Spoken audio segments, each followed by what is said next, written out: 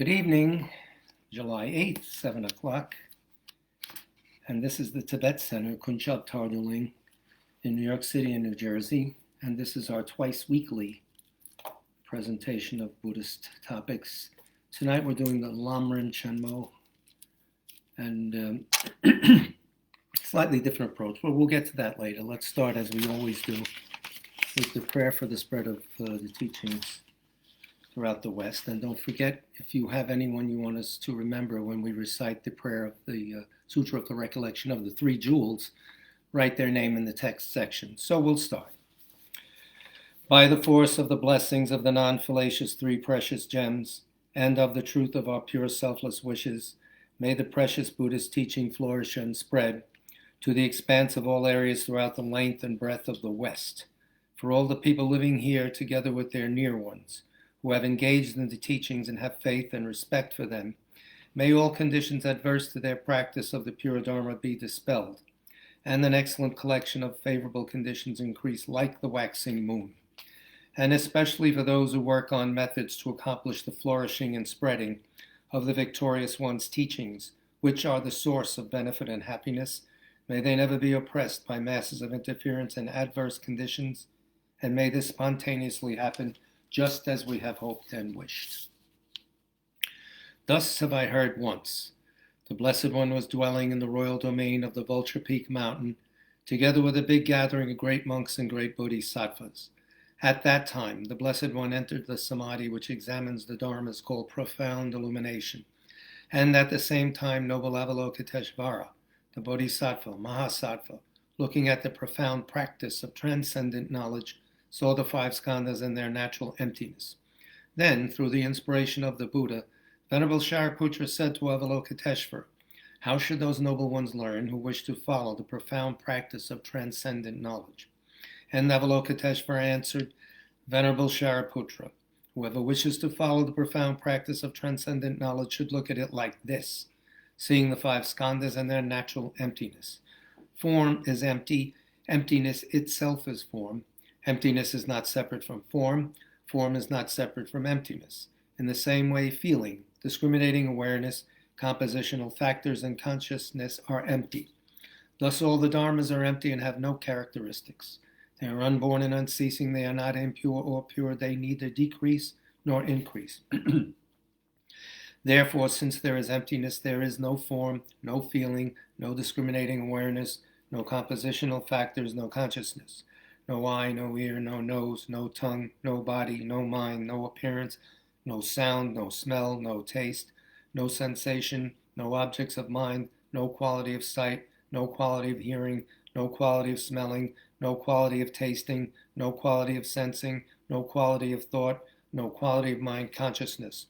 There are no nidanas from ignorance to old age and death, nor their wearing out. There is no suffering, no cause of suffering, no ending of suffering, and no path, no wisdom, no attainment, no non-attainment. Therefore, since there is no attainment, the bodhisattvas abide by means of transcendent knowledge. And since there is no obscurity of mind, they have no fear. They transcend falsity and pass beyond the bounds of sorrow. All the Buddhas who dwell in the past, present, and future, by means of transcendent knowledge fully and clearly awaken to unsurpassed, true, complete enlightenment. Therefore, the mantra of transcendent knowledge, the mantra of deep insight, the unsurpassed mantra, the unequaled mantra, the mantra which calms all suffering should be known as truth, for there is no deception. In transcendent knowledge, the mantra is proclaimed, Tayato Om Gate Gate Parasam Gate Bodhisoha. O Shariputra, this is how Bodhisattva Mahasattva should learn profound transcendent knowledge. Then the Blessed One arose from that samadhi and praised the Bodhisattva Mahasattva Avalokiteshvara, saying, Good, O son of noble family, profound transcendent knowledge should be practiced just as you have taught, and the Tathagatas will rejoice. When the Blessed One had said this, Shariputra and Avalokiteshvara, that whole gathering in the world with its gods, humans, asuras, and gandharvas, their hearts full of joy, praise the words of the Blessed One. Bodhisattva vow and refuge 3 times. With the wish to free all beings, I shall always go for refuge to the Buddha, Dharma, and Sangha until I reach full enlightenment. Enthused by wisdom and compassion, today in the Buddha's presence, I generate the mind for full awakening for the benefit of all sentient beings. As long as space remains, as long as sentient beings remain, until then may I too remain and dispel the miseries of the world. With the wish to free all beings, I shall always go for refuge to the Buddha, Dharma, and Sangha until I reach full enlightenment. Enthused by wisdom and compassion, today in the Buddha's presence, I generate the mind for full awakening for the benefit of all sentient beings. As long as space remains, as long as sentient beings remain, until then may I too remain and dispel the miseries of the world. With the wish to free all beings, I shall always go for refuge to the Buddha, Dharma, and Sangha until I reach full enlightenment. Enthused by wisdom and compassion, today in the Buddha's presence, I generate the mind for full awakening for the benefit of all sentient beings. As long as space remains, as long as sentient beings remain, until then may I too remain and dispel the miseries of the world. May all the pains of living creatures ripen solely upon myself, and through the might of the Bodhisattva Sangha, may all beings experience happiness. May the teachings, which are the sole medicine for suffering and the origin of every joy, be materially supported and honored, and abide for a very long time. I prostrate to Manjugosha, through whose kindness wholesome minds ensue, and I prostrate to my spiritual masters, through whose kindness I develop. So we're going to do the Lam Rim from now until who knows when. But it'll be a little different presentation because in the past we just went through the basic text with some commentaries on that. This time we'll do, as we go to each topic, we'll consult other schools' versions of the Lam Rim. In fact, today we'll start with a little bit of the Jewel Ornament of Liberation by Gampopa. Gampopa? This is Yellow Heather. Actually, if you look on page 347 of Thupten Jinpa's wonderful biography of Tsongkhapa, there he lists some of the pre-incarnations of Tsongkhapa. One of them was Atisha, one of them was Gampopa. So this is, of course, Manjushri. So this is very interesting. The Jewel Ornament of Liberation just makes one quick point, and their starting point is a little different. These different schools have different sequence a little bit in their presentation, but it's basically the same, and it's the same goal.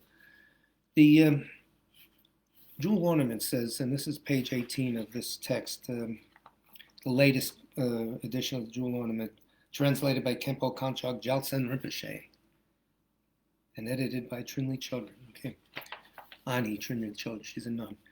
Buddha nature. This book starts with Buddha nature, which is the primary cause or seed for one to attain Buddhahood. Without that cause, no matter how much effort one made, there would not be any progress. For example, on a farm, if there is no seed, no matter how much one cultivates and fertilizes, nothing will grow.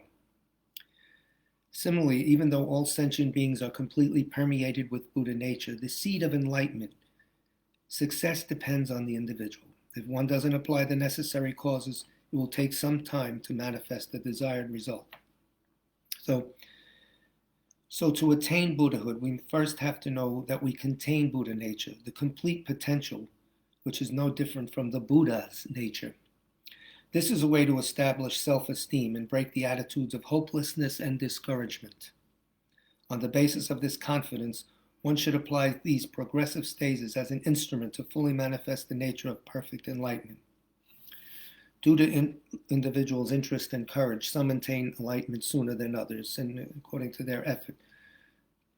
But it's the same goal. That's just a brief introduction. We'll also be using some texts from the Sakya's Lamdre teaching, and also Jigme Lingpa's Treasury of Precious Qualities, commented on by Kanja Rinpoche, a wonderful Lama who left us in 1975, probably reincarnated somewhere. Anyway, the Lam Rim. We'll also be using some of His Holiness's commentary, which this particular one is from His Holiness's From Here to Enlightenment, page 11. He quotes Gung Tang Rinpoche. a favorite of Lam Rim Chen, also Lam Rim Chen's last lecture that he gave, the previous Lam Rim Chen, quoted Gongtang Rinpoche. So having attained this precious human life of leisure and opportunity, there is danger that I might lose it without giving it meaning. So now is the time for me to reach for liberation. Now, therefore, I must be seized as though by an iron hook, by awareness of impermanence. I'm not here forever, whether we like it or not. So, very important point. His Holiness says directly, we all have to recognize the tremendous opportunity we have. As humans, we have this rare intelligence, but there is a real danger that we will waste it. Death is certain, but when we die is totally unpredictable. We could lose our precious human existence at any moment. With such reflection, we must motivate ourselves to do something meaningful right now. He's giving us the impetus. The best way to make your human existence meaningful is to really engage in the practice of Dharma. During formal sittings, meditation, and in between sessions in different ways, be mindful and introspectively vigilant. Keep constant watch on your mind. We quote now something appropriate from the Nyingma tradition, Jigme Lingpa's Treasury of Precious Quality. He's lived in the 1700s, 1730s, 1798, something like that. This is the text. It's in two parts. One part is Sutra, one part Tantra. So this is page 117. Where are you? Page 117. Come in, please. He's talking about samsaric existence and where we are now and how rotten samsaric is. Samsara, by the way, as we've said 10,000 times, is not going to go away on its own. We have to do something about it. Instead of creating little comfortable nooks here and there in samsara, do this and that, get out. There's nothing certain. So here's his take on the defects of samsara. This is Kanjo Rinpoche's comment on Jigme Lingpa. For ages, we have lingered in samsara, unaware of its defects, believing that it is a wholesome, beneficial place. Sure, it's great. And yet it is a state in which suffering and its causes abound and where the qualities of liberation languish and wither. It is a desolate wilderness in which many times in the past our bodies and minds have burned in agony and have endured the pains of mutilation and decapitation. Moreover, latent within us, there are still many karmic seeds that will provoke such suffering in the future. We've been in all places in samsara, the God realm, the hell realm. We still have seeds that can put us in those places. Human beings generally do not see this, and are thus not only without regret for their condition, but actually crave the transient and futile pleasures of the higher realms, human, God, and demigod. Totally unaware that they should engage in virtue and refrain from evil, they pass their lives sunk in negativity.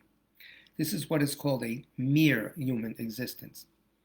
By their negative actions of thought and deed, they destroy themselves and render meaningless the freedom and advantages of their human condition. From their lofty position in samsara, they plunge again into evil circumstances. Thus they wander in the three lower realms, in the heavens of the insensate gods without perception, or in barbarous regions where the Dharma is not heard. They are born physically or mentally handicapped, have wrong views, and take birth in places where no Buddha has appeared. We have the seeds for this to happen. We have the seeds for us to go higher, etc. So it's a rare opportunity, very, very rare, because we have all these wonderful teachers around, access to all kinds of Dharma. And we're healthy enough to, be able to think clearly. So enough said. His Holiness, from Here to Enlightenment, page 12. You're keeping score. In order to carry out a practice, such as constantly watching the mind, you should form a determination, make a pledge, right when you wake up. So he goes right to the chase, right to daily practice. So now, for the rest of the day, you think yourself, now for the rest of the day, I will put into practice what I believe just as much as I can. What's your inner purest motivation? Let's put it to work today. Take tenth of a second to think that, if you really have a sharp mind. A few seconds. You just think this way. You don't have to go and bow and prostrate and make all kinds of offerings of orange juice or whatever. Just put the thought in your mind and come back to it at night. That's what he's going to say. It is very important that at the start of the day, we should set out to shape what will happen later. Then at the end of every day, check what happened, review the day. And if you carried through for the whole day that morning's determination, then rejoice. Reinforce further your motivation to continue in the same line. However, when you do your reviewing, you may discover that you did things during the day that are contrary to your religious values and beliefs. You should acknowledge this and cultivate a deep sense of remorse.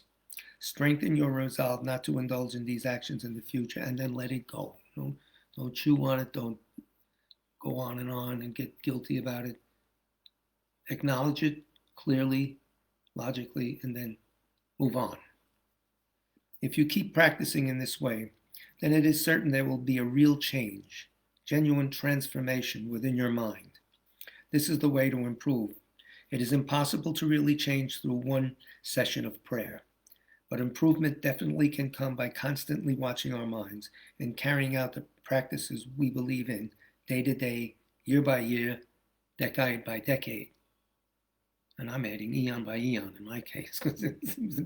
But anyway, you're in for a long haul. So this is the marathon.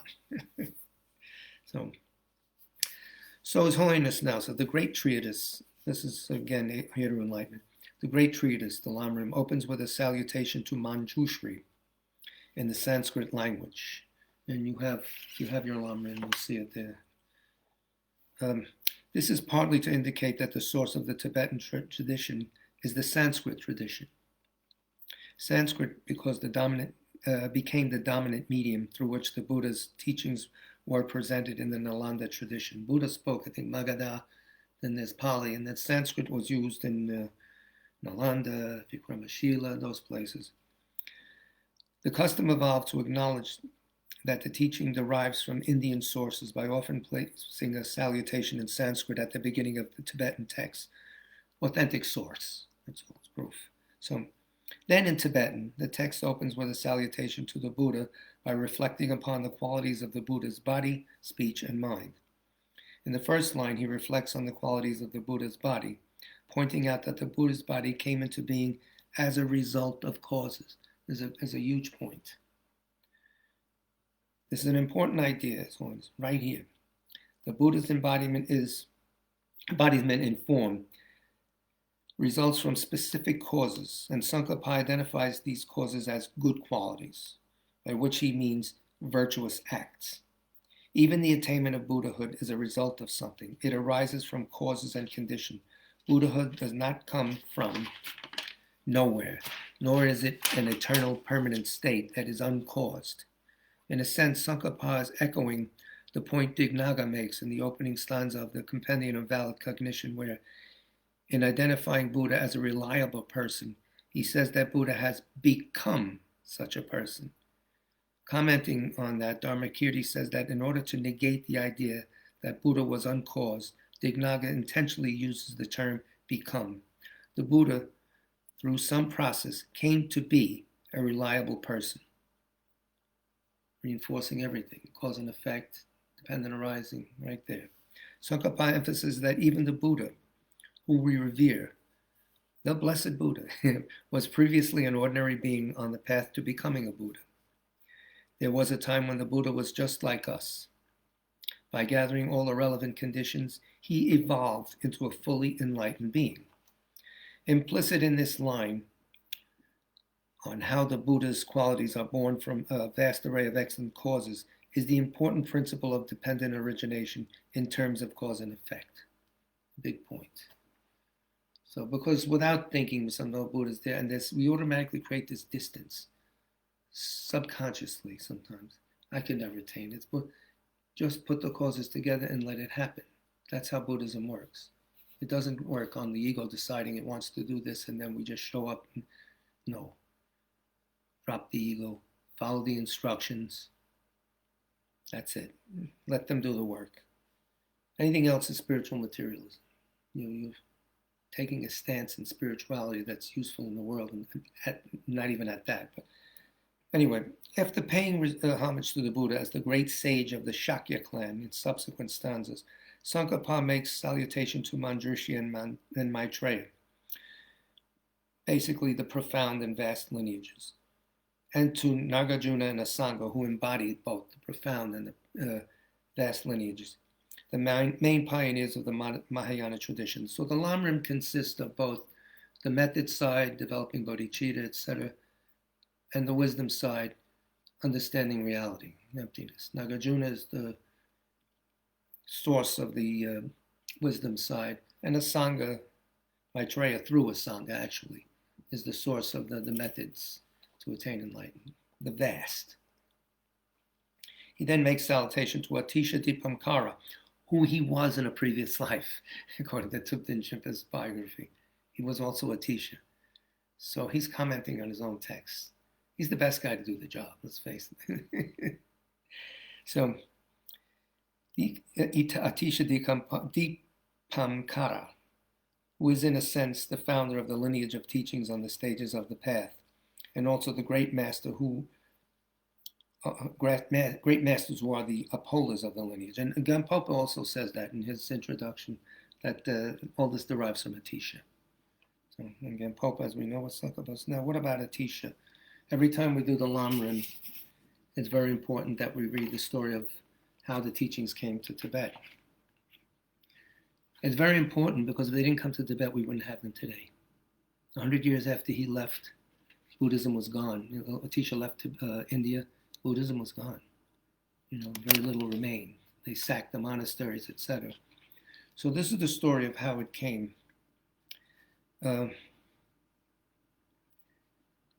Atisha went to see his teacher in Sumatra or Java, whatever it says, Sir Lingpa. So he spent 12 years there. And Sir Lingpa, of course, was clairvoyant. And he said, then the master, which is Sir Lingpa, told Atisha that it was time to leave and predicted that he would go to a snowy land in the north. Atisha returned to India, where his main seat was Vikramashila.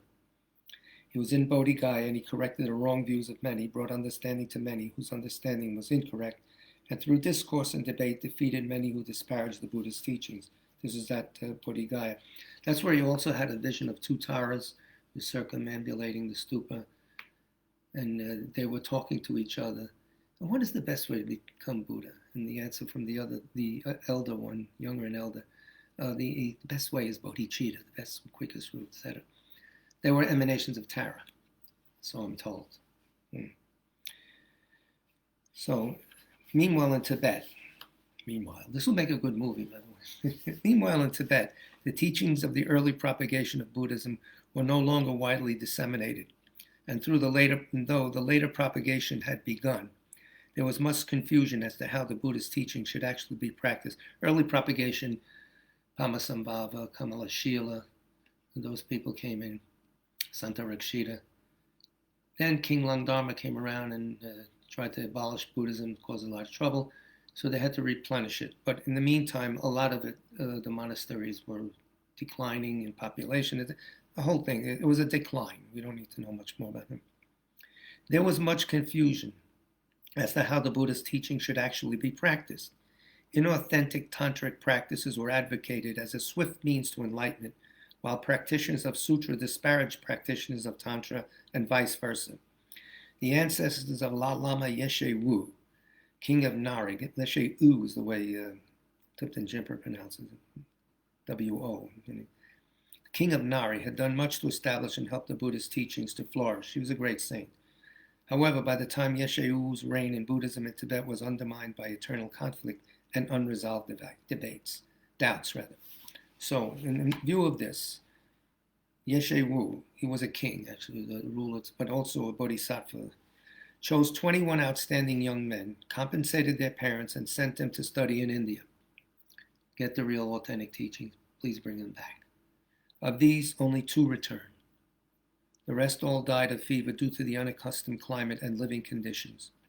Lochen Rinchen Zangpo and Locheng No Pe Sherab, the 2 who returned, reported that there was no contradiction between the practice of Sutra and Tantra. They had been advised by many great pundits that Atisha would be the best person to invite to Tibet, to resolve the conflicts which had arisen. So, accordingly, the king decided to send a party of 100, led by Ja Sundro Senge, to invite Atisha. They took with them much gold for this purpose. When they reached Vikramashila, they remained there to study, but did not succeed in bringing Atisha to Tibet. La Lama Yeshe Wo now began to collect more gold to send another party to invite Atisha, but was captured by the king of the Garlog. The Muslim kings were starting to show their strength, who was hostile to Buddhism. I don't know if he was Muslim or not, or Islam or not, but that was the time things were turning. Probably Robert Thurman's books will tell you exactly. He's a good historian. The Garlog king demanded that Yeshe Wu give up his faith, and when Yeshe Wu refused, he had him thrown into a dungeon. Jangchup Wu, which is his nephew, heard that his great-uncle had been imprisoned and set out to rescue him. The king of the Garlog announced that he would free La Lama Yeshe Wu only if he became a vassal and abandoned his plan to invite Atisha to Tibet, in other words, swear allegiance to him. Otherwise, a ransom would have to be paid, Yeshe Wu's weight in gold. So with much difficulty, Jangchup Wu collected a great quantity of gold, but the king refused to accept it, saying that it equaled only the weight of Yeshe Wu's body without the head. Then Jangchup Wu went to the heavy door of the dungeon and explained all that had happened to his uncle. He said that it was better to die than to give up the Buddha's teaching, that he could wage war against the king, but many would be killed in the fighting, and many would take bad rebirths as a consequence. So he was resolved to find the rest of the gold. The nephew was showing good altruism. In the meantime, he advised his uncle to take courage, reflect on karma, turn to the three jewels for refuge, think kind-hearted thoughts, and create merit. Yeshe Wu, the king, smiled when he heard these eloquent words of advice. He said, "I thought you were a spoiled princeling, accustomed to an easy life, good food, fine clothes. I never expected you to have such strength and always felt I had to stay alive till the Buddhist teaching was firmly re-established in Tibet. But now I see that I can entrust this task to you. I am old and have at most only another 10 years to live. I have sacrificed my life many times in the past, but never for the Buddhist teaching. Don't waste the gold on trying to free me from this prison, but use it to invite Atisha to Tibet. Tell him that I've given my body and life to the king of the Garlog in order to bring him to Tibet. My last wish is that he should come here to benefit living beings and his teachings. Ask him to bless me and pray that I may meet him in a future life. Now do what you must and can." Very moving. I mean, I thought, because it's direct, we have a direct connection to this. We're studying Buddhism because of this action. Jangchup Wu was deeply moved by his uncle's conviction and resolve, and though he could hardly bear to leave, went from the prison determined to carry out his uncle's instructions. After numerous divinations and astrological calculations, Nakso Lotso was chosen to go to India and invite Atisha. Nakso was summoned from Gungtang, where he was living quietly, and La Lama Jangchup Wu welcomed him with great respect by inviting him to sit on his throne. He made offerings to him. He's really buttering him up. He made offerings to him and praised his knowledge, immaculate conduct, and kindness. I always liked you. Then he proceeded to tell Nakso the whole story. Although Nakso already knew everything, Jangchup Wu, with great emotion, vividly evoked his last meeting with La Lama Yeshe Wu. As he spoke, Jangchup Wu broke down and wept so copiously that his lap and the table in front of him was soon wet with tears. Seeing him so grief-stricken, Nakso could hardly bear to look at him, and though he had absolutely no wish to make the dangerous and arduous journey to India, he found himself agreeing to Jangchup Wu's request. So he set out with 6 companions and much gold. Gold is everywhere. So they encountered many hardships on the way, but eventually reached Vikramashila one night after the monastery gates were shut. Ja Sundro Senge and the others who had traveled with him in the early attempt to invite Atisha were still living together in Vikramashila. They had stayed there to study. It so happened that Ja Sundro was sitting on a roof near the entrance at which the travelers had arrived and overheard them talking. Much to their amazement, he called to them in Tibetan, saying that they would meet in the morning and recommending that they should entrust their belongings to the gatekeeper and rest peacefully for the night. Next morning, a boy dressed in Tibetan clothing approached them. Speaking in a nomad dialect, which the travelers were delighted to hear, he warned them not to reveal their true purpose. Don't tell anybody what you hear. He was, in fact, the manifestation of Ttcfbklive, who had appeared in various guises during their journey to issue warnings and to protect them from danger. There's a longer story of this. As they went, they met this person, they met that, they needed direction. Different people appeared. It was all Dhamtampa, who was going to become a teacher's main disciple in Tibet, in that guise, guiding them. Amazing. So the Tibetans had been quite naive and garrulous, announcing the reasons for their visit to India to those they met on the way, which had caused numerous difficulties. Tibetans always keep things quiet if they can. If they can. Because they believe that too much talking brings in obstacles. When they entered the monastery, they met an old man, another manifestation of Dhamtampa. He changed his clothes, he runs in, who told them to heed what the boy had said and to keep their mission secret. I should have figured out. How did he know what the boy said? He wasn't there. No, they didn't figure it out. He showed them where to find Jasondro Senge, who decided they should meet one of the most important elders of the monastery with authority over Atisha. Atisha wasn't the abbot. And tell him that since they were unable to invite any pandits to Tibet, they wish to remain in the monastery and study. We can't get it there, so we're coming here. Nice. You're supposed to not lie. Glad they did. They offered this abbot, Ratnakara was the abbot's name, some of the gold they had brought, and he agreed to their request.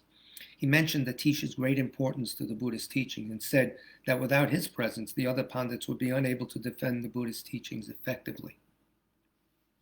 After some time, they were able to meet with Atisha privately and tell him their story. Nakso wept as he spoke of the sacrifice LAMRIMJUL82020 had made. Atisha replied that he knew of the hardships the Tibetans had faced and of their sacrifices. He told them that the great Dharma kings of the past, including Yeshe-Ru, had been bodhisattvas, and none but a bodhisattva could achieve what Lachen Gongpa Rapsel had done for the practice of the Vinaya. That's a reference to a monk who on his own continued the Vinaya tradition after King Langdharma was knocking ordination and everything out. He went, he found a quorum of some Chinese monks and some other Tibetans who had, and reinstituted you need 10 for some sort of ordination ceremony. So he was important also in keeping the lineage alive, the flame burning. He said he had felt ashamed not to be able to comply more easily to their request and reminded them that he was old and had many responsibilities. At this, he showed them his big bunch of keys, but promised to do what he could. Atisha then observed his dreams and visions. In visions, Avalokiteshvara and Tara told him that it would be of great benefit to living beings and to the teachings if he went to Tibet, but that instead of living 92 years, he would only live until the age of 72. Despite this, Atisha decided to go and had many books sent on ahead. The Tibetans arranged to take him on a pilgrimage, and he requested leave from Ratnakara, explaining that he intended to travel to Bodh Gaya, Nepal, and there wished to make a brief visit to Tibet. Ratnakara said he knew how much the Tibetans wanted this and was aware of Atisha's own wishes, but that he must return within 3 years. Thus, with the help of Jasondro Senge, Nakso, Aryatara, and numerous manifestations of Dhamtampa, Atisha came safely to Tibet. So that's how. It's very important to remember, like certain little things, altruistic things in history change everything. That Lama wishing to die for the teachings. Amazing. And without that, all the authentic teachings that came into Tibet from India would have been lost. You know, a lot of scholars were very surprised in 1959 how come the Tibetans with all these texts they thought that didn't exist anymore in Sanskrit, and there they were. So it was something to think about. It's very moving to me to see how people would actually sacrifice their lives for what's really, really important for us. With the direct benefit of that act. You know, Rinpoche is here because of. So enough said. More than that. So we'll go to page 34 of the Lam Rim itself. Lam Rim Chen Mo, Volume 1. This is the standard one that we've been using. You can get it now as an ebook.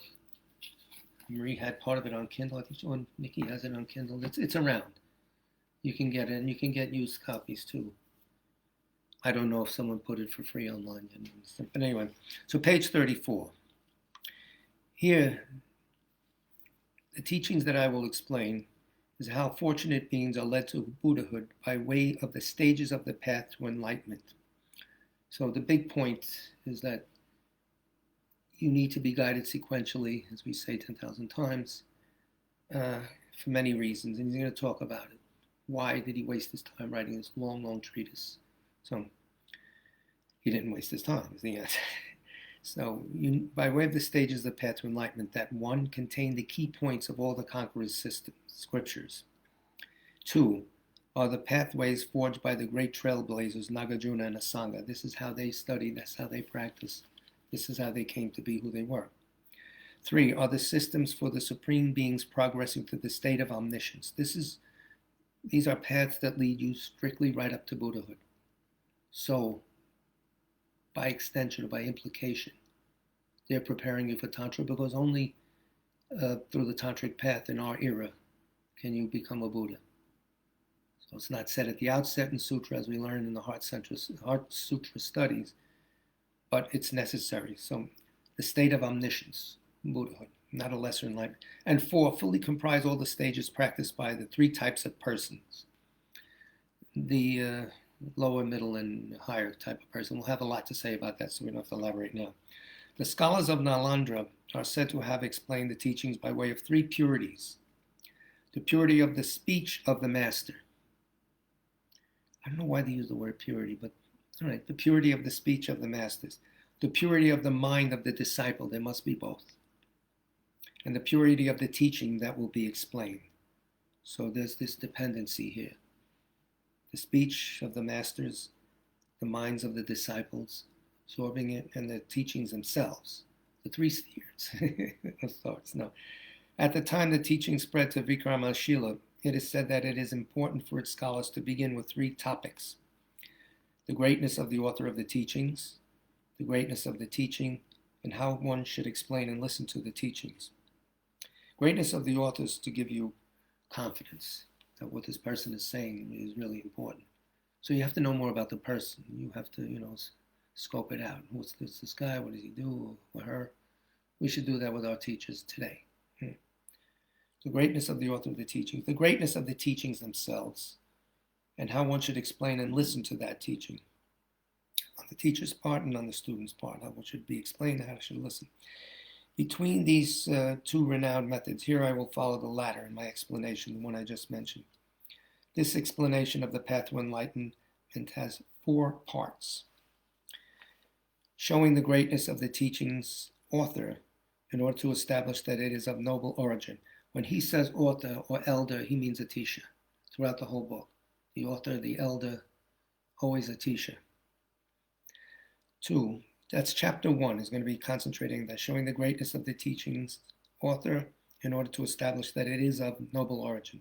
Chapter 2, sharing the greatness of the teaching in order to engender respect for the instructions.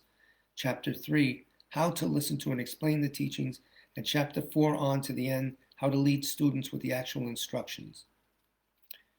The author is a teacher. We've gone over his life story. I put that little note there to remind myself. Listen, don't do it again. I'm getting old. Okay. So the greatness of the teachings to engender respect. There are 4 points. Why is it so important? I'm not telling you. No. The greatness of enabling us one to know all of the teachings are free of contradiction, which you wouldn't know on your own. You'd see a lot of things that don't make sense, but they're not really contradictory. The greatness of enabling one to understand that all of the scriptures are instructions for practice. This is not something you learn and talk about, at scholarly conferences or something like that. These are manuals for behavior, manuals to transform the mind. It's medicine. 3, the greatness of enabling easily to find the conqueror's intent. We'll explain all of these, by the way. The greatness of enabling one to automatically refrain from wrongdoing.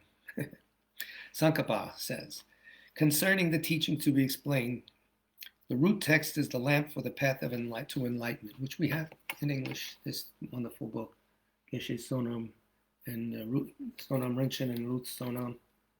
So we've studied it before at the center. So What are we doing?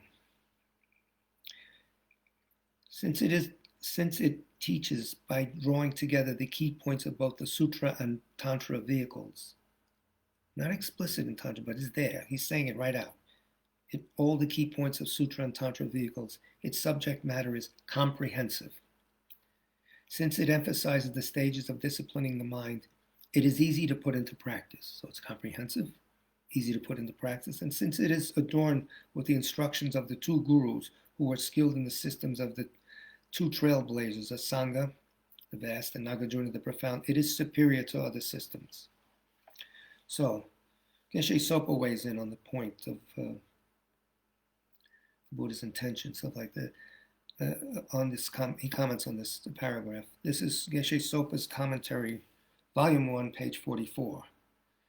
When you do not properly understand the scriptures, it is easy to engage in negative actions. You may think that some scriptures are better than others, and that inferior teachings can be abandoned. This kind of incorrect discrimination can lead you to create powerful negative karma. But when you practice Lam Rim, you will understand how everything fits together in a coherent system. Unfounded discrimination will naturally dissolve. In other words, your own ideas of what things are, they'll naturally dissolve along with the negative actions it generates. So with regards to the teachings, Tsongkhapa talking now, page 46 of the basic Lam Rim. Base Lam Rim, what do we call that? New text, I don't know. With regard to the teachings, Avalokiteshvara's commentary, not Avalokiteshvara, on the Lamp of Wisdom, Prajnapradita, says, concerning teachings, the scriptures of the Bhagavan accurately teach that which is to be thoroughly known, that which is to be eliminated, that which is to be manifested, and that which must be cultivated by deities and humans who wish to attain the ambrosial state of non-abiding nirvana. In other words, Buddha. Another one. What does this sound like?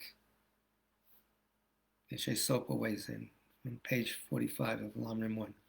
Everything the Buddha taught unerringly presents the Four Noble Truths. Those are the Four Noble Truths. What needs to be understood? Suffering. What must be eliminated? Cause. What needs to be manifested? Cessation. What needs to be cultivated? The path. The path. The Buddha said, understand suffering. Eliminate the cause. Manifest the cessation. Cultivate the path. The whole thing in a few phrases, a few little pithy sentences. Whatever teachings look like on the surface, whether they are Hinayana or Mahayana, Sutra or Tantra, whatever subjects they explain, they are all the same in that they lead beings to the achievement of Buddhahood. They lead beings out of suffering. That's their job. The ultimate goal for all sentient beings is the same, Buddhahood. But all sentient beings are not the same. You cannot lead them all on one single path. So there's a variety here and different ways to tweak the path. You can do one thing first and not another, depending on your makeup, sharp faculty or dull faculty. So that we'll get later. Geshe Sopa weighs in from page 53. If you fail to fully understand how all the teachings are interrelated, you will gain only a superficial grasp of certain individual teachings, and you will abandon the others. You will be making a great mistake if you practice only what you think is the highest Dharma, the tantric practices, and throw away the inferior Dharma of the common path. When this happens, you are committing the extremely heavy karma of abandoning the Dharma.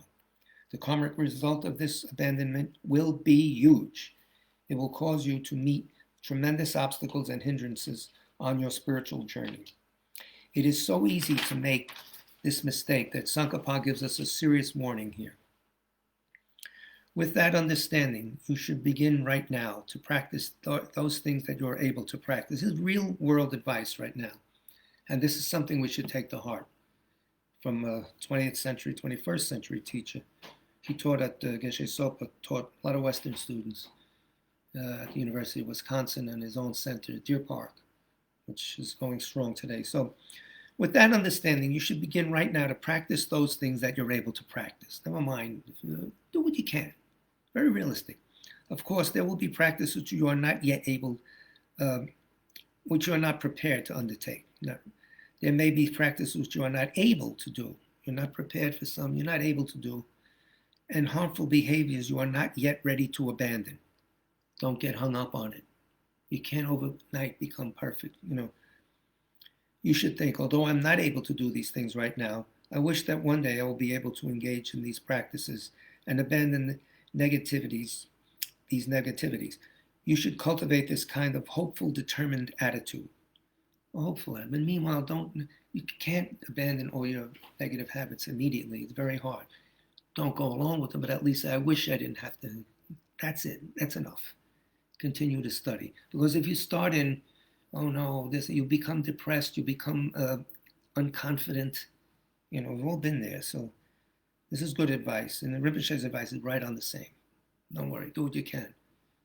The methods of accumulating merit, purifying obstacles, and making aspirational prayers will make your mental power stronger and stronger. Again, apply the instructions.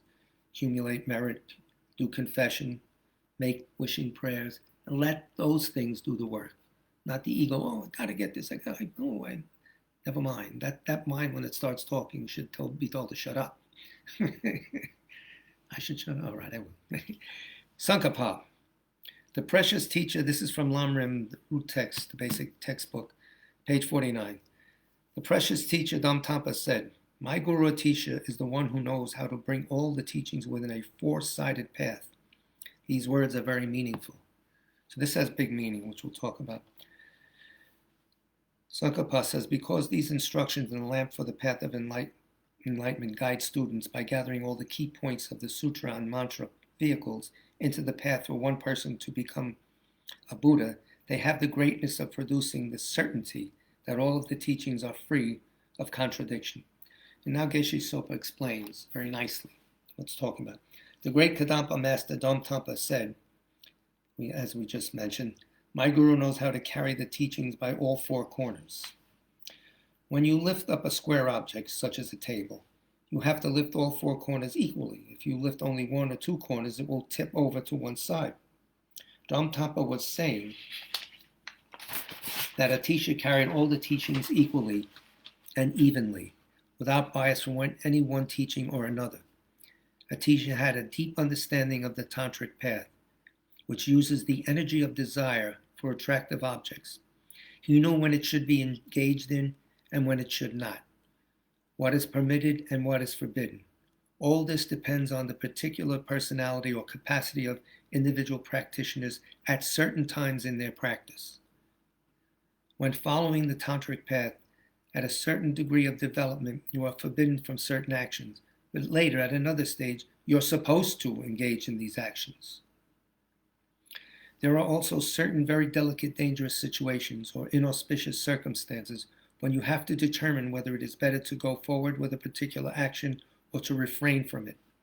In some situations, an action with a positive purpose may have negative results, or normally negative action may serve a positive purpose. A teacher was a master of all these subtleties of Tantra.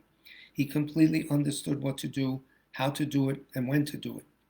Tsongkhapa comments that these words of Tsongkhapa are very profound and warrant serious examination.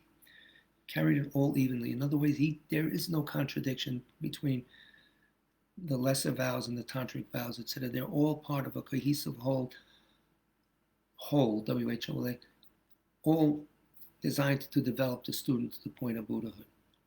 And Atisha publicly did not talk much about Tantra, but if you read some of his other book of Kadam, etc., he's very well versed. So it's amazing. He taught what people needed to hear, because teaching them one thing would actually hurt them. So the teachings, and we have a little time? Yes, we do. Another one of the qualities, the teachings are personal instructions. So, His Holiness, from Here to Enlightenment, page 23. Tsongkhapa explains that another benefit of the stages of the path teachings is that it allows you to understand all the teachings of the Buddha as personal instructions. Some people adopt the perspective that among Buddhist teaching there are fundamentally texts of two different categories. One, the class of scholastic texts that are really relevant only for expanding your knowledge. And two, other teachings that are relevant for your personal practice. No such thing. Tsongkhapa considers this dichotomy to be mistaken and unhelpful. If you adopt a teacher's approach, then you see that all Buddhist teachings have a direct relevance to your own personal practice. Some you can't understand yet. You wish you make the wishing prayer to be able to understand and stuff like that. But you take what you can work with at the time. They are all personal instructions because there is nothing in the teaching of the Buddha that is not related in one way or another to training and taming your own mind and heart. Nothing. So, first you have to learn about whatever you want to practice. The best source of learning is the great books of the scriptures. Once you have gained understanding that this is what you should practice, Kamalashila weighs in. This is a quote from Bhavana Krama. Also, the understanding which you have gained from the wisdom that arises from hearing and analyzing. In other words, what you studied, what you analyzed. Hearing could be reading. You take that and not something else, is precisely what you should meditate on with the wisdom that arises from meditation. You meditate on what you study. And he gives a metaphor. Similarly, you run a horse on the race course, you have shown it. You don't have a horse work out on one race course and then tell him to race over there, or it's a filly or a gelding. Anyway, so that's a big point. So these things are very, very practical. They're personal instructions. So it's easy to understand the conqueror's intent and none of the benefit of these teachings. The classic text, the scriptures, along with their commentaries, are supreme instructions. This is Tsongkhapa talking from page 53 of the basic text. Classic text, the scriptures, along with their commentaries, are supreme instructions. Yet, even if beginners, persons without extensive training, delve into them, they will not discover their intended meaning without depending on the personal instruction of an exalted being. You need to be guided on these. You understand. It looks very confusing. You definitely need a guide. That's why these teachings were put together. Even if they find the intended meaning, their search will require a long time and a lot of effort. However, if they depend on the personal instructions of a guru, they will easily come to know the intended meaning. And the guru could be something, Tsongkhapa himself.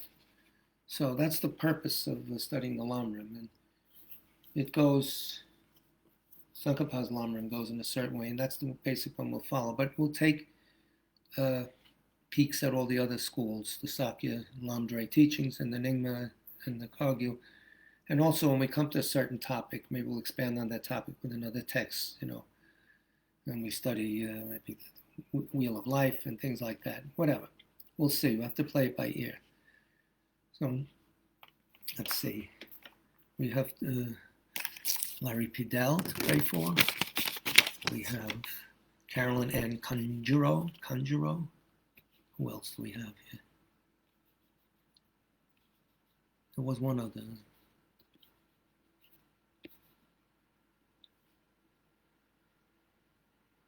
Let's see, well, I guess I got Larry Pidell, Joan Suval, and Fighter Ziv, all those people. May they, and whoever else you wish to remember on the line. Let's see, you're free to do what you wish. Not really. You have to pay the comic price.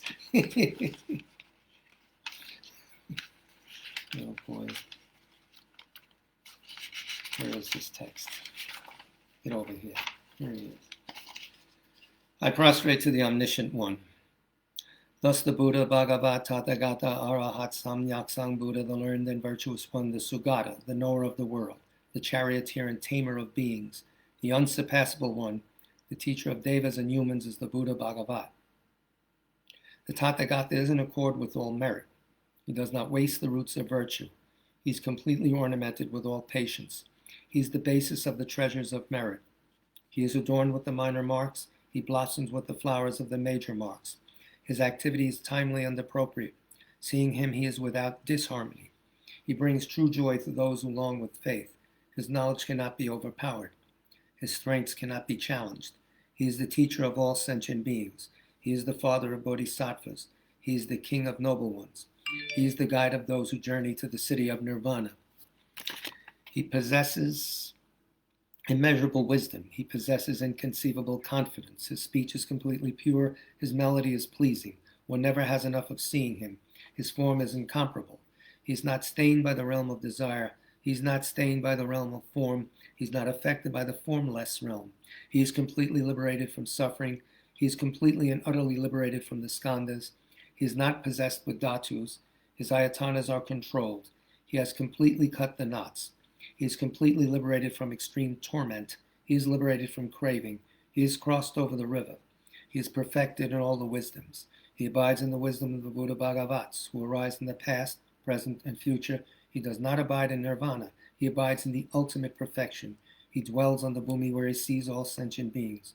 All these are the perfect virtues of the greatness of the Buddha Bhagavat. The holy Dharma is good at the beginning, good in the middle, and good at the end. Its meaning is excellent. Its words are excellent. It is uncorrupted. It is completely perfect and completely pure. It completely purifies. The Bhagavat teaches the Dharma well. It brings complete vision. It is free from sickness. It is always timely. It directs one further. Seeing it fulfills one's purpose. It brings discriminating insight for the wise. The Dharma, which is taught by the Bhagavat, is revealed properly in the Vinaya. It is renunciation. It causes one to arrive at perfect enlightenment. It is without contradiction. It is pithy. It is trustworthy and puts an end to the journey. As for the Sangha of the great Jnana, they enter completely. They enter insightfully. They enter straightforwardly. They enter harmoniously. They are worthy of veneration with joined palms. They are worthy of receiving prostration. They are a field of glorious merit. They are completely capable of receiving all gifts. They are an object of generosity. They are a great object of complete generosity. The protector who possesses great kindness, the omniscient teacher, the basis of oceans of merit and virtue, I prostrate to the Tathagata. Pure, the cause of freedom from passion, virtuous, liberating from the lower realms. This alone is the supreme ultimate truth. I prostrate to the Dharma, which is peace. Having been liberated, they show the path to liberation. They are fully dedicated to the disciplines. They are a holy field of merit and possess virtue. I prostrate to the Sangha. I prostrate to the Buddha, the leader. I prostrate to the Dharma, the protector. I prostrate to the Sangha, the community. I prostrate respectfully and always to these three. The Buddha's virtues are inconceivable. The Dharma's virtues are inconceivable. The Sangha's virtues are inconceivable. Having faith in these inconceivables, therefore the fruitions are inconceivable. May they be born in a completely pure realm. Mortal Row of the Hero, for our teacher, Chögyam Rinpoche, who also went through a lot of hardships to bring Dharma here. A lot. Om Svasti, fully permeated with countless sun rays of love and joy, wearing a black top knot adorned with heaps of coral, O Lord, granting all wishes for longevity, bestow upon the glorious three secrets the festivity of immortality. To the Lord of speech, victorious Tsongkhapa Noang Losang, possessor of the teachings and realizations comprising countless rays of doctrine, Shedrup Tempe, great lamp skilled in illuminating the space-like minds of blessed beings, Ronme, we make supplications. Enriched with the treasures of both Sutra and Tantra, ruling over the world of four tenets, by means of the golden wheel of two wisdoms, may you remain firmly as a peerless scholar. Clad in the saffron robes of conscientiousness, saturated with the essence of pure morality, sublime foundation of higher birth and definite goodness, may you remain firmly as a second Upali, whose ethics are supreme. Skilled in emitting 100,000 cool rays of loving kindness to the miserable mother sentient beings, tortured by the scorching heat of the vast variety of sufferings, may you remain firmly moon-like and all-embracing. Like our Sangha in teaching the systems of Sutra and Tantra, like Shamendra in spreading garlands of poetry, like Dignaga in destroying all holders of perverted views, may you remain firmly for hundreds of eons as the glory of the doctrine and of all migrators. By the sublime blessings of the truth of the triple gem, and by the force of the infallibility of dependent arising, may the fruit of our prayers be spontaneously and effortlessly fulfilled. 8 verses for training the mind. With the determination to accomplish the highest welfare of all sentient beings, who surpass even a wish-granting jewel, I will learn to hold them supremely dear. Whenever I associate with others, I will learn to think of myself as the lowest amongst all, and respectfully hold others to be supreme from the very depths of my heart. In all actions, I will learn to search into my mind, and as soon as a disturbing emotion arises, endangering myself and others, I will firmly face and avert it. I will learn to cherish ill-natured beings and those oppressed by strong misdeeds and sufferings, as if I had found the precious treasure difficult to find. When others out of jealousy treat me badly, with abuse, slander, and so on, I will learn to take all loss and offer the victory to them. to them. When the one whom I have benefited with great hope unreasonably hurts me very badly, I will learn to view that person as an excellent spiritual guide. In short, I will learn to offer to everyone without exception all help and happiness directly and indirectly, and respectfully take upon myself all harm and suffering of my mothers. I will learn to keep all these practices undefiled by the stains of the 8 worldly concerns, and by understanding all phenomena as like illusions, be released from the bondage of attachment. Again, thank you all who helped us during our fundraising drive. We very much appreciate it. The next class will be Monday night, 7 o'clock, the 13th. What else do we have to mention? That's it. Please stay safe, be well. Rinpoche communicated to some of us, to me anyway. I asked him a question. He's fine. There's no way he can get out of India until the end of July. Everything is locked down, and no one can go and get him because whoever arrives in India is quarantined in Delhi for 2 weeks, and when you get to Dharamsala, you're quarantined there for 2 weeks. So it doesn't make sense. Anyway, take care, everyone. Be safe. Thank you so much.